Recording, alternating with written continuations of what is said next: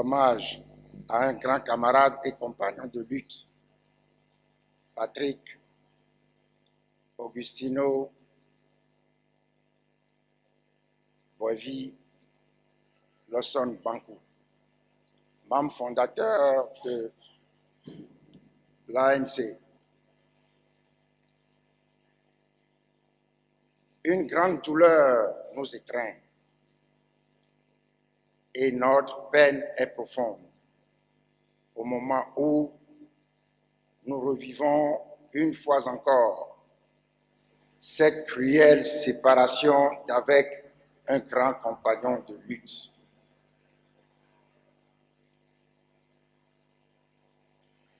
La grande horloge du temps nous rappelle ainsi que nous ne savons ni le jour ni l'heure. Notre premier vice-président, Patrick Lawson Bankou, nous quitte donc. Répondant en temps et en heure à l'appel du Père Céleste, cet appel inéluctable que nous attendons tous. Chers parents et amis, messieurs les membres du gouvernement, mesdames et messieurs les représentants des partis politiques, chers camarades de l'ANC, mesdames et messieurs, merci à vous tous pour votre compassion et votre soutien. Merci d'être venus accompagner notre camarade, notre ami, notre frère. L'ANC et ses militants sont en pleurs. Nous avons tous très mal. Elle est donc particulièrement lourde, la charge qui m'incombe de dire devant ce cercueil, au nom de tous les camarades du parti, un dernier adieu au vice-président Patrick Boivi Lawson Bankou. L'ANC et tous les combattants de la liberté perdent en effet un des leurs, un compagnon de lutte de la première heure, un grand homme, un patriote avéré, un militant résolument engagé dans la lutte contemporaine de libération de notre pays, un vrai pionnier de la lutte pour l'instauration de l'état de droit, de la démocratie et de la bonne gouvernance au Togo. Il aura été de tous les combats pour l'affranchissement de notre pays du joug de la dictature.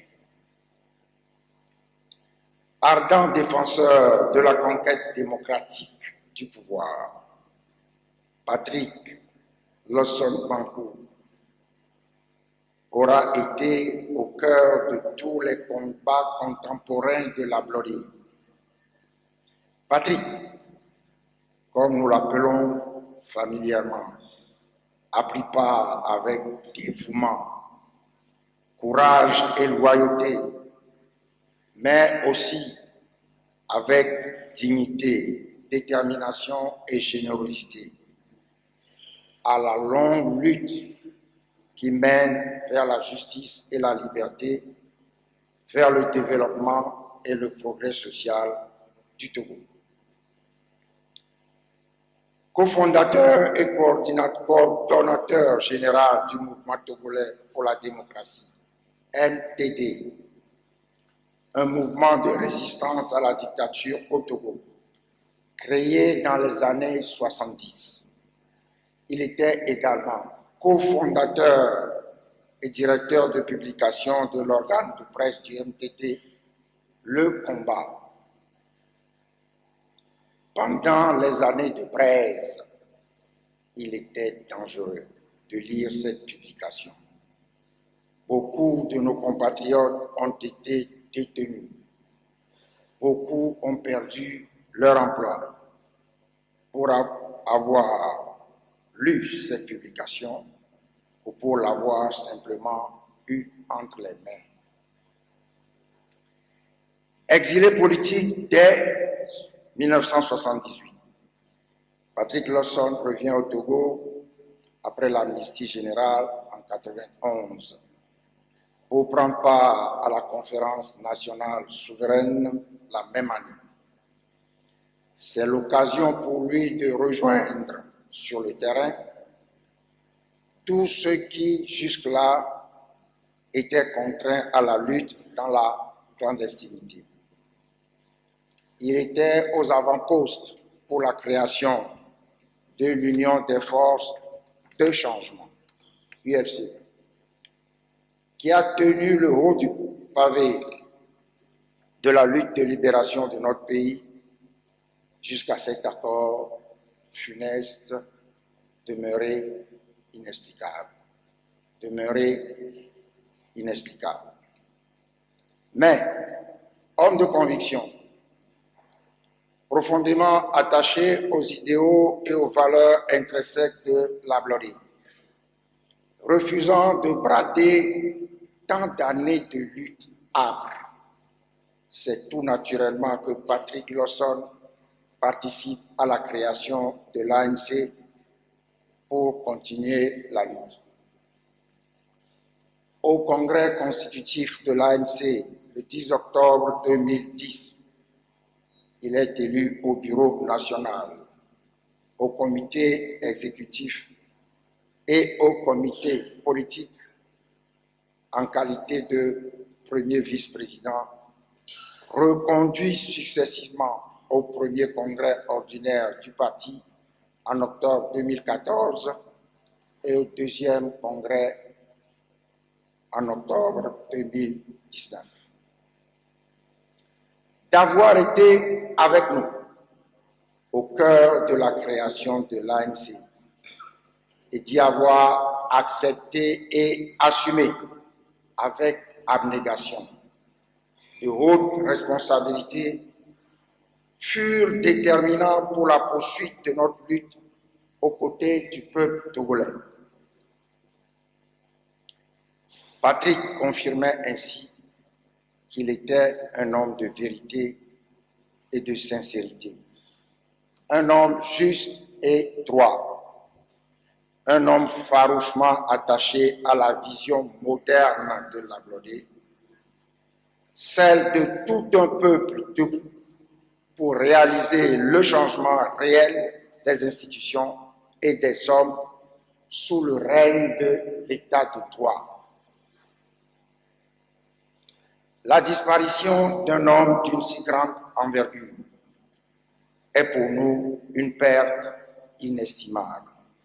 Mais l'œuvre de l'homme, son héritage politique, sa vision contemporaine de la Blorée demeurent et ne peuvent que renforcer notre détermination à réaliser le changement réel auquel aspirent les populations togolaises, quoi qu'il nous en coûte. Pour la paix au Togo, pour la véritable réconciliation nationale et la cohésion sociale, Patrick fut de tous les dialogues politiques. De Ouagadougou à Colmar, en passant par Rome, Paris, Abuja et Lomé.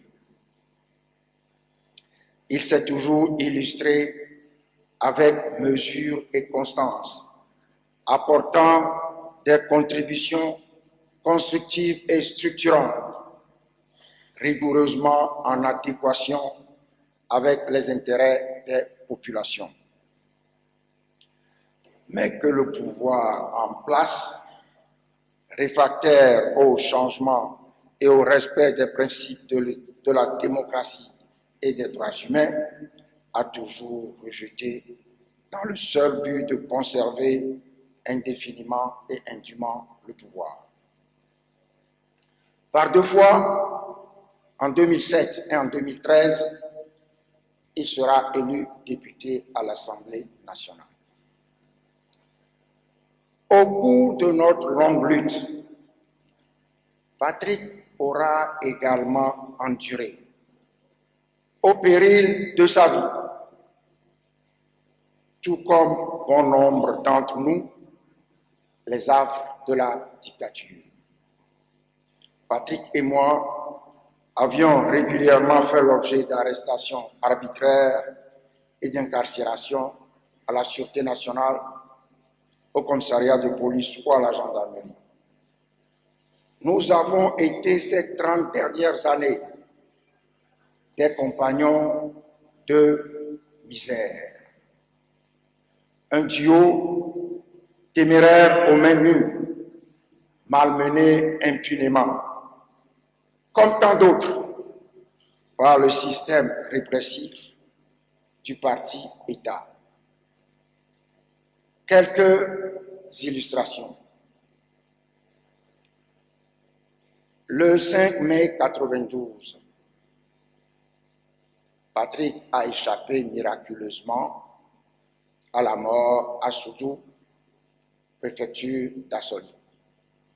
Lorsque le convoi de l'UFC, dont il faisait partie, a été attaqué à l'arme de guerre par un commando des forces armées togolaises, FAT, dirigé selon le rapport de la Fédération internationale des ligues des droits de l'homme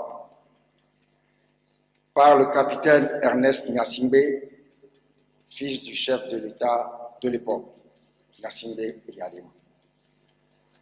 Le bilan de cet attentat est effroyable. 4 morts, dont le docteur Marc Atirépé, et 4 blessés graves, dont le président de l'UFC, qui sera exfiltré et transporté dans des conditions rocambolesques au nord du Bénin, où il prit l'avion personnel du président Houphouët-Boigny pour Paris.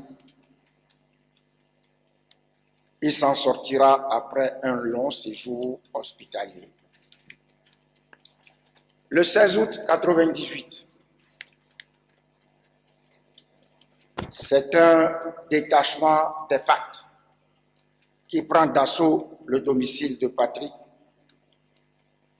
Notre vice-président n'a la vie sauve qu'en escaladant le mur mitoyen pour se réfugier dans la maison du voisin, aidé par notre fidèle Apollinaire Attilé, qui se trouvait par là, envoyé par la Providence,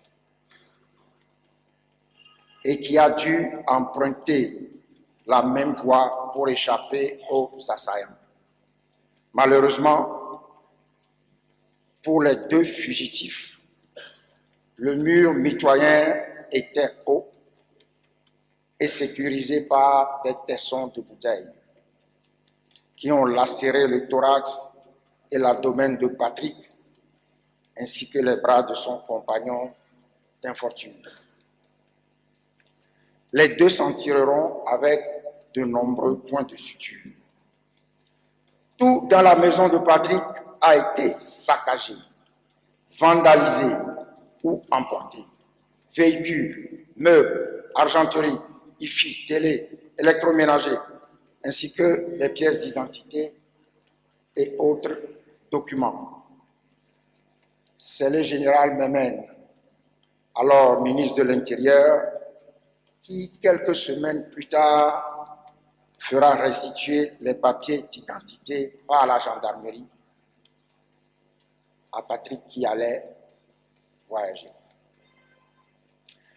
Je dois rappeler qu'avant l'attaque du domicile de Patrick ce jour-là, ma propre maison, puis celle d'Ama Gnassingbé, ont été prises d'assaut à l'auto-mitrailleuse et à la roquette. Les photos sont toujours là, avec des dégâts matériels considérables. Courant 2000, une délégation de l'UFC en tournée dans la région de la Kara se rend à Guérin-Kouka, préfecture de Dampé. Cette délégation est composée de Patrick Lawson, 2e vice-président, Jean-Pierre Favre, secrétaire général, Adrien Alassane, président fédéral UFC Tchaoudjo, et Mama Moumouni, vice-président fédéral Tchaoudjo, ancien député du CUT, élu en 1958 à Kaboul. Par les forces de défense et de sécurité et conduite à la gendarmerie.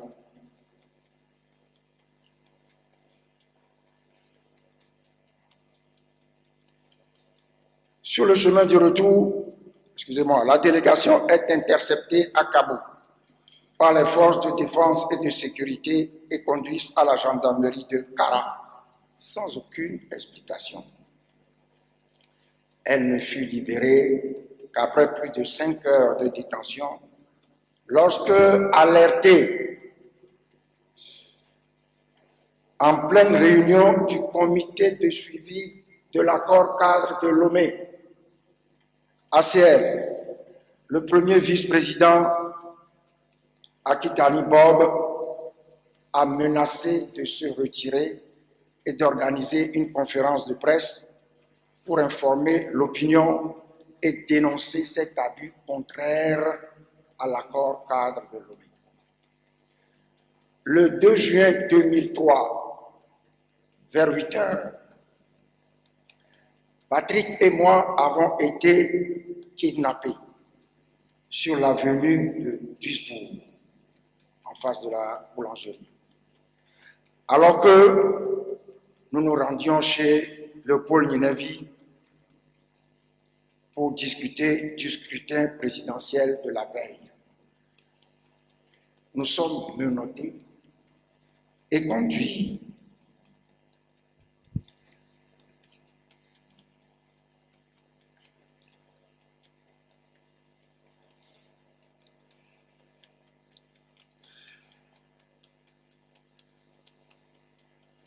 Nous sommes menottés et conduits à la Sûreté nationale où nous restons détenus toute la journée, privés d'eau et de nourriture, avant d'être présentés, toujours menottés, vers 22 heures au juge d'instruction qui nous inculpe pour trouble à l'ordre public,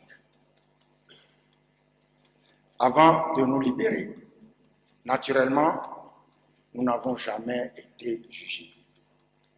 Tout comme les inculpés que nous sommes depuis bientôt 10 ans dans l'affaire des incendies des marchés de Kara et de Lomé. En novembre 2010, au compte d'une volonté manifeste d'arbitraire et d'humiliation, le député des Lacs, Patrick Lawson Bankou, et 8 de ses collègues, dont moi-même, sommes, je cite, révoqués de notre mandat parlementaire. C'est ce qu'a dit l'Union interparlementaire. En violation de la Constitution, les 9 députés furent abusivement exclus de l'Assemblée nationale, alors que tous avaient été régulièrement élus à l'issue des législatives de 2007. En évoquant ces exactions, je ne puis m'empêcher de rappeler l'attaque du siège de l'UFC le 26 juin 1998 par les forces de défense et de sécurité qui ont passé à tabac tous les dirigeants et militants qui se trouvaient sur les lieux. Fracasser le crâne, notamment à Emmanuel Bob Akitani, qui n'était pas loin de 80 ans, paix à son âme, à Isabelle, à Méganvi, et à Dorian Olympio. Les photos sont toujours là. Peut-être qu'il n'y avait pas WhatsApp à l'époque, mais il y avait des appareils photo. Saccager et incendier les locaux, bureaux, meubles, archives et emporter le matériel de secrétariat et les ordinateurs. Patrick et moi venions de quitter les lieux pour conduire en ville. Beaucoup d'entre nous se souviennent certainement de cette manifestation, une grande manifestation de protestation contre le hold-up électoral en cours, 26 juin 1998. C'était un vendredi. Je ne puis m'empêcher non plus de rappeler les violences policières déchaînées contre nous au cours des séances de prière au siège de notre parti en 2010 et au temple de l'église méthodiste Salem. Tout le monde s'en souvient de Anne-Copé. De même que les violences policières déployées pour empêcher la tenue du congrès devant entériner la sanction pour faute lourde décidée à l'encontre du leader de l'UFC après son acte solitaire d'abdication. Chers parents et amis, mesdames, messieurs, toutes ces évocations et rappels pour vous dire le caractère hostile, dangereux, voire mortel de l'environnement dans lequel les dirigeants de l'ANC, y compris Patrick Lawson-Bankou, ont mené à ce jour la lutte de libération de notre pays. Il fallait avoir du courage et de la ténacité. Et il fallait faire preuve d'audace. Il fallait avoir un sens élevé de l'abnégation, voire du sacrifice. Voilà pourquoi il était malvenu, indécent et malhonnête de tenter de jeter l'opprobre sur la réputation des premiers responsables de l'ANC, dont Patrick Lawson-Bankou, en les traitant de Judas et de corrompus. De mettre en cause par le mensonge et le dénigrement la dignité, la sincérité et l'intégrité de l'ANC et de ses dirigeants, qui mènent une lutte acharnée, âpre et difficile contre un régime qui opprime le Togo et le peuple togolais depuis des décennies. Un régime pour lequel l'organisation d'élections inéquitables à échéance régulière, à échéance constitutionnelle, suffit pour se prétendre démocratique. Ensemble avec Patrick, nous pardonnons. Nous avons pardonné ces égarements. L'ANC a pardonné, mais n'oubliera pas. Nous n'oublierons jamais. Il reste évident que le combat noble et ardu pour la démocratie et l'état de droit ne saurait jamais s'accommoder de montages diffamatoires destinés à bafouer délibérément l'honneur et la dignité des combattants en prenant soin de ménager le pouvoir répressif. Patrick, mon camarade, mon compagnon de lutte,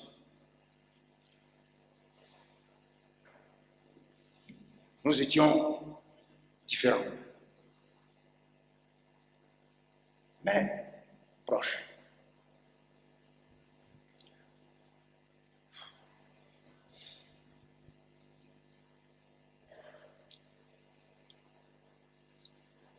Nous n'avons pas le même tempérament. Nous n'avons pas le même tempérament. Mais nous savions et nous comprenions avec franchise, sincérité, loyauté, que même à travers nos divergences occasionnelles, transparaissait toujours l'intérêt de la lutte et du parti. C'était l'essentiel. Je puis dire avec fierté que la force de notre action politique tient pour beaucoup du consensus à toute épreuve auquel nous parvenons toujours sur les questions cruciales. Et voilà que tu nous quittes. Comme au milieu du gué. Mais je t'entends nous réaffirmer que notre vraie force est la vision indélébile et inaltérable, inoxydable de la gloire qu'ont légué les pères de l'indépendance et fondateurs de la nation togolaise. Les pères de l'indépendance et fondateurs de la nation togolaise. Oui, l'ANC se rassure et se réconforte à l'idée aujourd'hui encore. Tant de compatriotes ont foi en cette vision et la soutiennent fermement. Ils sont également et ils font également notre force. Oui, cher Patrick, je les vois ici, rassemblés en grand nombre autour de ta dépouille. Ils sont venus nombreux te dire un dernier adieu et prier pour que Dieu Tout-Puissant t'accueille dans son royaume de lumière et t'accorde le repos éternel. Ils sont venus en grand nombre te témoigner leur affection et te dire combien tu comptais pour nous au sein de ce parti dont tu étais membre fondateur, dont tu es membre fondateur. En leur nom à tous, y compris au nom de ceux qui n'ont pas pu faire le déplacement, je m'incline avec déférence devant ton cercueil. Nous saluons ta loyauté, ton courage, ta sagesse, ton sens élevé de l'honneur, de la dignité, de l'intégrité et de l'amour de la patrie. Le vide que tu laisses ne sera jamais comblé, car on ne remplace pas Patrick Lawson Bankou. Naturellement, les instances de l'ANC connaîtront une adaptation conséquente qui inspirera très certainement le riche héritage politique que tu laisses au parti et aux jeunes générations. Tu aimais rappeler aux militants l'idéal, la foi et les valeurs que les pères de l'indépendance et fondateurs de la nation togolaise nous ont inculqués pour poursuivre leur lutte qui est désormais la nôtre.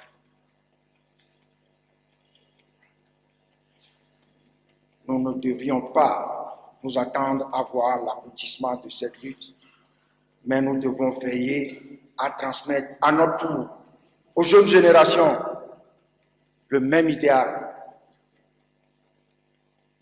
la même foi et les mêmes valeurs pour qu'elles continuent de se battre en vue de réaliser le changement auquel aspire notre pays, le Togo. L'ANC, par ma voix, t'exprime ta reconnaissance et sa gratitude pour l'ensemble de ton œuvre politique, qui a contribué et contribuera pendant longtemps encore à l'orientation de son action et de ses activités. En ces moments de profonde douleur et d'affliction, nous te rendons l'hommage que mérite ton action héroïque. Nous réitérons à ton épouse Zéna, à tes enfants Rodney et Patrick Octal Jr., à tes sœurs et frères, ainsi qu'à toutes les familles Lawson et de Souza, nos sincères condoléances. Puis-je me permettre d'associer à cet hommage tes camarades tombés hier le vice-président Abdou Karim Agrignan de Tchaoudjou, le conseil spécial Crosby Christ, le conseiller chargé de mission Marcus Kodjo, le conseiller maire des Lacs 3, Claude Miquel, tous les présidents fédéraux et les militantes et militants emportés au cours des dernières années. Adieu à toi, Patrick. Adieu à toi, camarades et compagnons de lutte. Au nom du parti, au nom de tes camarades, je t'adresse pour la dernière fois le salut patriotique des pères de l'indépendance et fondateurs de la nation togolaise, en te disant: Patrick Abloré Migo, vice-président Patrick Boivi Losson Pankou, Abloré Badjar. Je vous remercie.